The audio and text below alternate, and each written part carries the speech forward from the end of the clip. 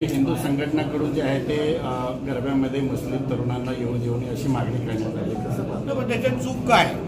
मुळामध्ये इस्लाम या धर्मामध्ये मूर्ती पूजेला परवानगी नाही। मूर्ती पूजा कुराणमध्ये मान्य नाही आहे। तर कोणी तरी मला येऊन सांगावं की आमच्याकडे मूर्ती पूजा चालते। मग ज्या धर्मामध्ये मूर्ती पूजाच होत नाही, मग त्यांना आमच्या गरब्यांमध्ये नवरात्रीमध्ये येण्याचे त्यांचा काय इंटेन्शन? लव जिहाद सोडून दुसरा काही त्यांच्या मनामध्ये विषय नसतो।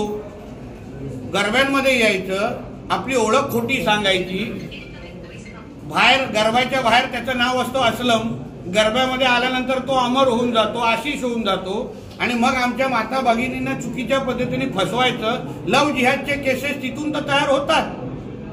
या जिहादांसाठी आमचे गरबे आणि जे काही दांड्या होतात ना, ते लव जिहादचे अड्डे बनत चाललेले आहेत।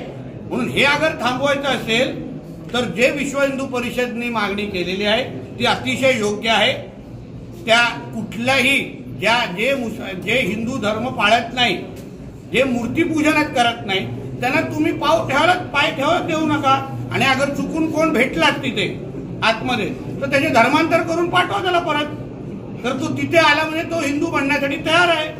तर मी विश्व हिंदू परिषद आणि आदि हिंदू संघटना हेही सांगेन की तिथे काही लोक धर्मांतर करण्यासाठी पण तयारीमध्ये ठेवा।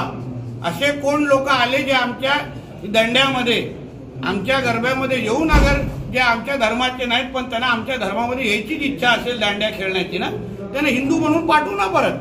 त्यांना मुळामध्ये आपण सगळे पहिले हिंदूच होतो, सगळेच हिंदू होतो। नंतर हळूहळू काही लोकांनी धर्मांतर केलं आणि अन्य धर्म स्वीकारला। मुळात आपण सगळे हिंदूच आहोत। म्हणून कोणाला आपल्या धर्मामध्ये घर वापसी करायची असेल आमच्या दांड्यामध्ये येऊन ना, त्याची पण तयारी हिंदुत्वाच्या संघटनेने ठेवावी आणि तिकडेच त्याचं धर्मांतर करून घ्यावं।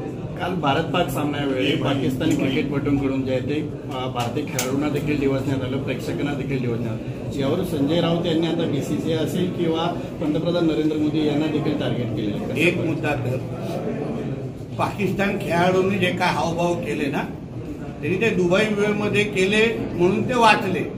भारतामध्ये कुठे खेळायला आले तर ती बॅट कुठे घालायची ना, हे आम्हा लोकांना चांगली माहिती आहे। एक आणि संजय राजाराम राऊत सारख्या झाकण डुल्याने पंतप्रधानांना म्हणजे राष्ट्राची सल्ले देऊ नये राष्ट्रत्वाचे।